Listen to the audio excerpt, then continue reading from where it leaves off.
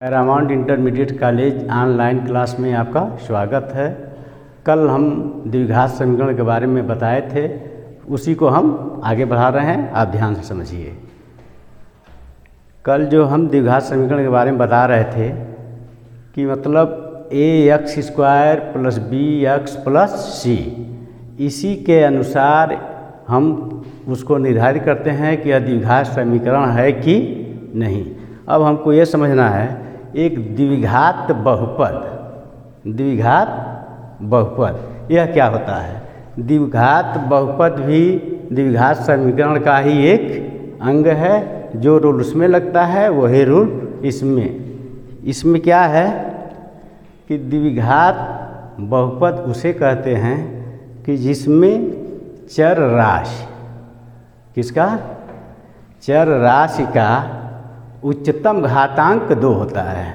उच्चतम घातांक 2 होता है और इसका जो इसी को हम क्या कहते हैं, द्विघात बहुपद। जिसका उच्चतम घातांक 2 है उसी को हम कहते हैं द्विघात बहुपद, जिसका व्यापक रूप होता है ax² + bx + c = 0। इसमें देखिए उच्चतम चर राशि का उच्चतम घातांक कितना हुआ, 2, इसलिए यह क्या है, द्विघात बहुपद है। क्या है, द्विघात बहुपद। इसी को हम ये कहेंगे कि द्विघात समीकरण क्या आता है। द्विघात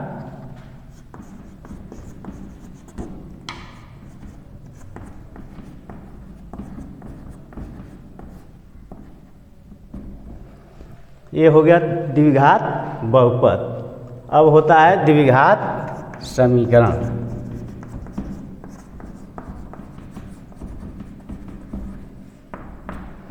द्विघात समीकरण को हम px से प्रदर्शित करते हैं। किससे? px बराबर ax² + bx + c। px बराबर ax² + bx + c। अब इसमें हम देखते हैं कि a, b और c क्या है।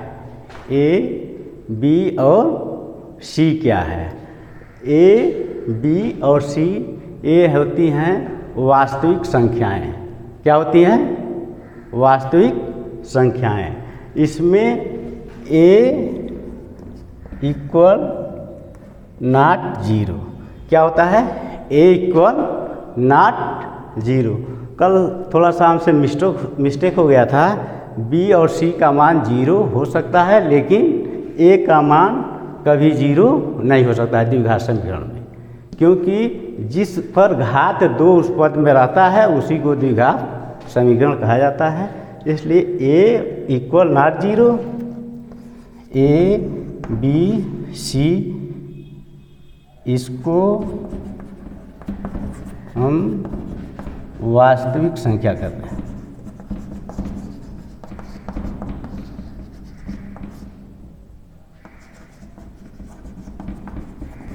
हाँ, एक बात का ध्यान रहे कि a, b, c का मान चर राशि के मान पर निर्भर नहीं करता है। a, b, c का मान चर राशि x पर निर्भर नहीं करता है। इसमें ये देखिए कि चर राशि x पर निर्भर नहीं करता है, यानी इस पद में ax² + bx + c में चर राशि क्या हो गया, x। चर राशि x। तो और इस समीकरण में ax² + bx + c में a क्या है, x वर्ग का गुणांक। क्या है, x वर्ग का गुणांक a, फिर x का गुणांक b और c नियत पद होता है। c नियत पद होता है, इसे नियत पद भी कहा जा सकता है। a b c को नियत पद कहा जाता है। रियल कांस्टेंट कहते हैं इसे।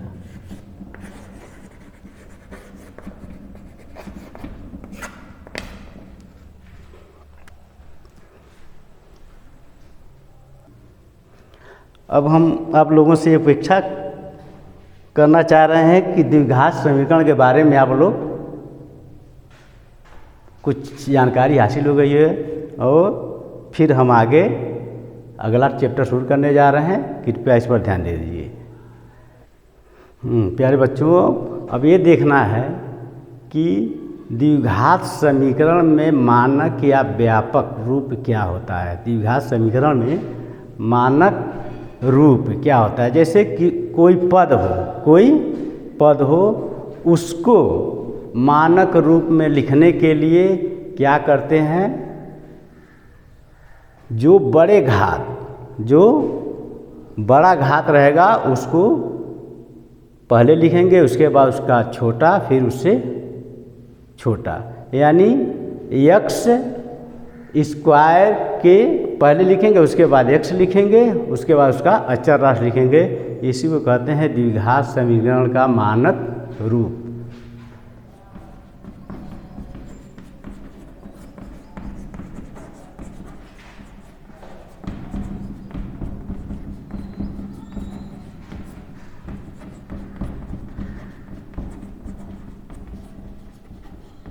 व्यापक रूप, जैसे कोई पद है 4x minus x square plus 4 बराबर 0। 4x minus x square plus 4 बराबर 0। अब इसको ये कह रहा है कि इसका मानक या व्यापक रूप क्या होगा। तो सबसे पहले हम कौन सा पद लिखेंगे, पर तुलना भी कर लेते हैं। ax square plus bx plus c से तुलना भी कर सकते हैं। तो देखते हैं सबसे पहले कौन सा पद आ रहा है, x स्क्वायर का। सबसे पहले पद कौन आ रहा है, x स्क्वायर। इसलिए सबसे पहले हम कौन सा पद लिखेंगे, x square minus x square plus 4x और प्लस 4 बराबर 0। यही द्विघात समीकरण का मानक रूप होता है। इसी को कहते हैं द्विघात समीकरण का मानक रूप। एक और उदाहरण देख लीजिए। मान लीजिए आ गया -9 प्लस एक्स स्क्वायर बराबर 0। -9 प्लस एक्स स्क्वायर बराबर 0। फिर हम उसको तुलना करेंगे किससे, सबसे पहले कौन सा पद है बड़ा वाला घात, जिस पर घात बड़ा हो वह सबसे पहले, और फिर उसके बाद उससे छोटा, बाद में उससे छोटा। तो सबसे बड़ा घात है किसका, एक्स स्क्वायर। एक्स स्क्वायर -9 बराबर 0। ये इसका व्यापक रूप है।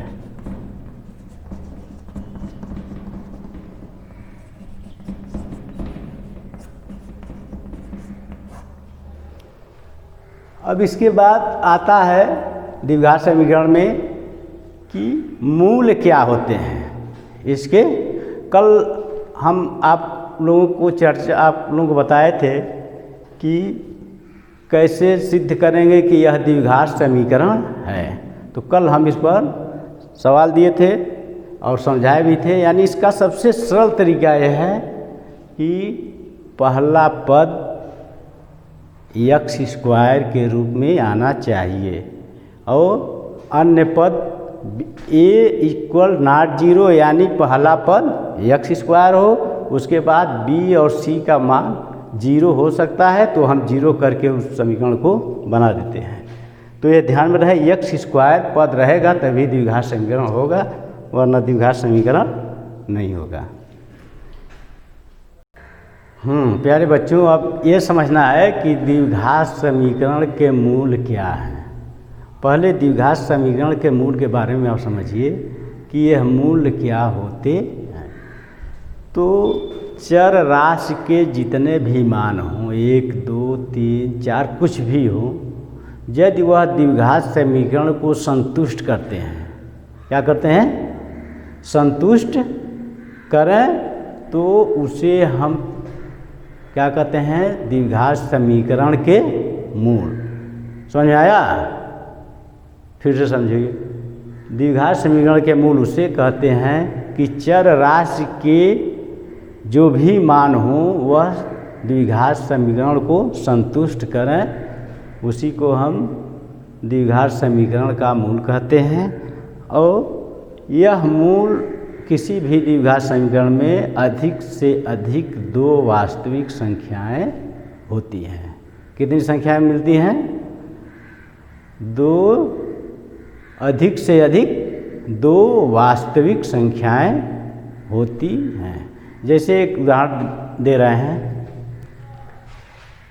2x² - x - 1 बराबर 0। कितना है? 2x² - x - 1 बराबर 0। इसमें जो मूल है x बराबर 1, x बराबर क्या दिया गया है? 1। अब इससे हमको यह सिद्ध करना है कि क्या वास्तव में इस द्विघात समीकरण का x बराबर 1 इसका मूल है कि नहीं। इसका मूल भी कहते हैं और इसका एक नाम है हल। क्या? हल। तो इसको क्या करते हैं, x बराबर 1 इस समीकरण में रखेंगे। यदि इसका मान कितना आ जाए? 0। कितना आ जाए? 0। तो x बराबर 1 इसका एक मूल है, या लिख सकते हैं x बराबर 1 इसका हल है। तो इसको हम लिख सकते हैं px बराबर 2x² - x - 1 बराबर 0। अब x के जगह हम क्या रखेंगे? 1। तो p1 बराबर, और यहाँ पर भी x के जगह क्या लिखेंगे? 1। तो 2 गुणे 1 पर 2 घात माइनस 1 x का मान है, फिर -1। तो हो जाएगा 1 का वर्ग करेंगे देखा ही जाएगा। तो 2 1 करने 2, माइनस माइनस है ये जुटेगा, लेकिन माइनस जब जुटता है माइनस माइनस तो जुटेगा, लेकिन चिन्ह क्या रहेगा? माइनस। तो 2 - कट कर बराबर हो गया 0। यानी x बराबर 1 इस समीकरण को, द्विघात समीकरण को संतुष्ट कर रहा है, इसलिए x बराबर 1 इसका एक मूल है। ठीक है? हाँ बच्चों देखिए, यह एक सवाल है जिसमें इसका मूल दिया गया है x बराबर 1, यानी इसका मूल कितना दिया गया है? x बराबर 1। अब हमको यह सिद्ध करना है कि यह इस द्विघात समीकरण का मूल है कि नहीं। अब क्या करेंगे हम? इसको हम क्या करेंगे? पक्षांतर करेंगे। क्या करेंगे? पक्षांतर। तो ये है 2x² √ +4x + 3। और ये क्या है? यह पद क्या आएगा? जब इधर पूरा पद आएगा तो ये क्या हो जाएगा? माइनस। यहाँ लिखे -√4x² + 40, और इसको ले लेंगे -x है तो उधर जाएगा तो क्या हो जाएगा? बराबर x। अब हम चूँकि मूल हमारा क्या है? x बराबर 1। अब x बराबर 1 इसको फार्मूले पर रखेंगे, px बराबर 0 या p1 बराबर √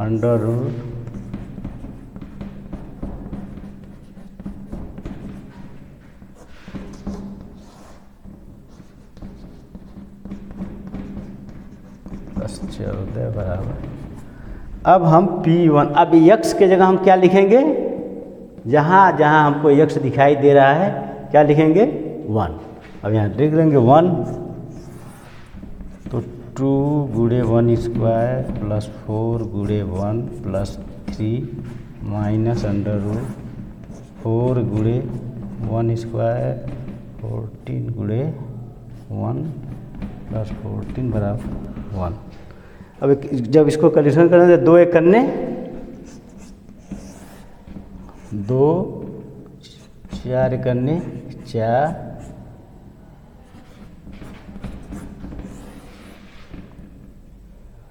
4 करने 4 माइनस 14 प्लस। अब यहाँ देखेंगे 4 2 6 और 3 9, under root 9 minus under root A से कट गया 4। अब ये देखेंगे इसका कितना हुआ,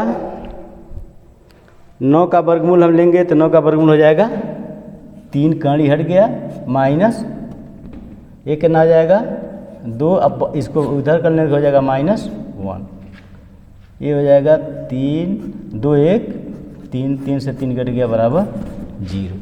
तो यह द्विघात समीकरण को संतुष्ट कर रहा है, इसलिए x बराबर 1 इसका एक मूल है। x बराबर 1 इस समीकरण का एक मूल है।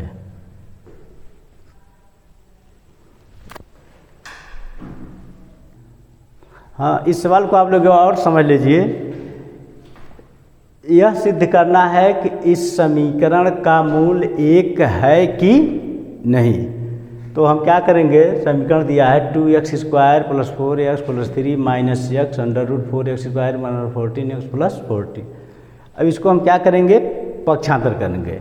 इस पद को इसके पास लाएंगे और चाहे तो इसको उधर करें या न करें कोई बात नहीं, कर दिया गया है। तो जब करेंगे तो ये पूरा पद क्या हो जाएगा माइनस, तो इसके पास लाए हैं तो यह माइनस होकर और यह बराबर -x है, तो उधर गया तो +x हो गया। अब क्या करेंगे, P1 बराबर, या इसको P1 न लिख के Px करेंगे और फिर यहाँ P1। अब इसमें मान x की जगह हम क्या लिखेंगे 1, तो यहाँ x स्क्वायर है, कितना है x स्क्वायर, तो हो जाएगा 2 गुणे 1 का स्क्वायर, फिर 4x है तो 4 गुणे 1 प्लस 3, ठीक इसी तरह के 4 गुणे 1 स्क्वायर माइनस 14 गुणे 1, फिर 14 x का मान आ गया 1। जब इसको हल करेंगे तो 1 का वर्ग करेंगे तो कहिएगा 2 दूना 2 एक करने 2, 4 एक करने 4 प्लस 3, फिर ये हो जाएगा 4 एक करने 4, ये प्लस माइनस कट गया, क्या बच गया 4। अब यहाँ हो गया हल करेंगे तो 4 2 6 3 9 अंडर रूट 9 हो गया, ये हो गया अंडर रूट 4। अब इसका वर्गमूल हो जाएगा 3, इसका हो गया 2 और इसको पक्षांतर कर लिए तो यहाँ आ गया -1, ये हो गया 0। तो 3 ये है -2 और -1 मिलकर हो गया -3, 3 से 3 घट गया, हो गया 0। यानी यह 0 आ गया तो इसका मतलब यह उसको संतुष्ट किया, इसलिए x बराबर 1 इसका एक मूल है। हाँ प्यारे बच्चों, देखिए एक सवाल और आ गया, किसी अज्ञात राशि यानी किसी दिए हुए द्विघात समीकरण में अज्ञात राशि दिया हो तो उसका मान कैसे निकाला जाता है, जबकि उसका एक मूल दे दिया गया है। क्या दे दिया गया है, उसका मूल क्या दे हुआ है, दे दिया गया है। इस अज्ञात राशि को हमको निकालना, इसमें अज्ञात राशि क्या है, kx square plus 2x minus 3 बराबर 0। तो यहाँ पर x बराबर क्या है 2। अब इसमें क्या करेंगे, x बराबर 2 यानी इसको लिखेंगे Px बराबर kx square plus 2x minus 3, या P2 बराबर, अब यहाँ x का मान हम रख दे रहे हैं तो k इंटू 2x पर 2 घात का मतलब 2 पर 2 घा प्लस 2 गुणे 2 माइनस 3 4 के प्लस 2 दूना 4 माइनस 3 4 में से 3 माइनस हो जाएगा तो हो जाएगा +1 या 4 के +1 बराबर 0 के बराबर क्या हो जाएगा -1 के बराबर -1/4। तो यही अज्ञात राशि का मान निकल गया। कैलकुलेशन आपको सिर्फ करना है, उसका मान पुटअप उसमें करके कैलकुलेशन कर दीजिए। ठीक है। प्यारे बच्चों, जो आज पाठ पढ़ाया गया है उसी पर आधारित ये सवाल दिया गया है, इसको आप लोग घर पर सॉल्व करिए। जो जहाँ कहीं भी आपको समस्या आती है तुरंत मैसेज करिए। धन्यवाद।